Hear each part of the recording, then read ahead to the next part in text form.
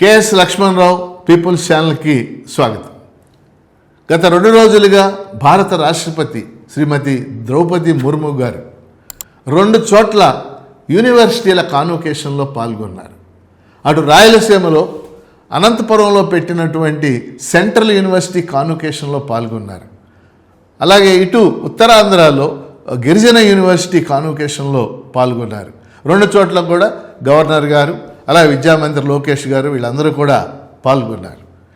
అయితే ఈ వీడియో ద్వారా నేను చెప్పదలుచుకున్నటువంటి విషయం ఏంటంటే, ఆంధ్రప్రదేశ్ విభజన జరిగినప్పుడు ఆంధ్రప్రదేశ్ విభజన చట్టం చేయబడింది.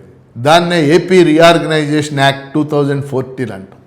ఈ విభజన చట్టంలో ఆంధ్రప్రదేశ్కి ఇచ్చినటువంటి ఒక పెద్ద హామీ ఏంటంటే, ఆంధ్రప్రదేశ్లో జాతీయ విద్యా సంస్థలు ఏవి లేవు కాబట్టి ఈ విభజన చట్టం ప్రకారం 11 జాతీయ విద్యా సంస్థలను ఆంధ్రప్రదేశ్లో ఏర్పాటు చేస్తాం అని హామీ ఇచ్చారు. దానికి సుమారు 15,000 కోట్ల పైగా ఖర్చు అవుద్ది. అప్పటికి 2014 నాటికి మేము ఖర్చు చేస్తామని హామీ ఇచ్చారు. వాస్తవంగా వీటిల్లో చాలా విద్యా సంస్థలు ప్రారంభమయ్యాయి. ఉదాహరణకి అనంతపురంలో సెంట్రల్ యూనివర్సిటీ ప్రారంభమైంది. అలాగే తిరుపతిలో IIT Indian Institute of Technology ప్రారంభమైంది. అలాగే మన మంగళగిరిలో మనం చూస్తున్నాం AIIMS All India Institute of Medical Sciences ప్రారంభమైంది. అలాగే తాడేపల్లిగూడెంలో NIT National Institute of Technology ప్రారంభమైంది.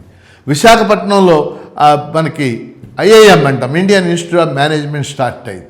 అట్లాగే విజయనగరం జిల్లాలో ఇప్పుడు మనం చెప్పుకున్నటువంటి గిరిజన యూనివర్సిటీ ప్రారంభమైంది. ఇలా కొన్ని సంస్థలు ప్రారంభమైంది. కానీ నేను చెప్పదలుచుకున్న విషయం ఏంటంటే, ఈ సంస్థలు చాలా వరకు ఇప్పటికీ మౌలిక వస్తువులు లేవు. అద్దె భవనాల్లో నడుస్తున్నటువంటి పరిస్థితి మనం చూస్తూ ఉన్నాం. ఉదాహరణకి అనంతపురంలో సెంట్రల్ యూనివర్సిటీ ఇంకా అద్దె భవనాల్లో నడుస్తున్నటువంటి నేను ఒకసారి వెళ్ళినప్పుడు చూశాను నడుస్తున్నటువంటి పరిస్థితి.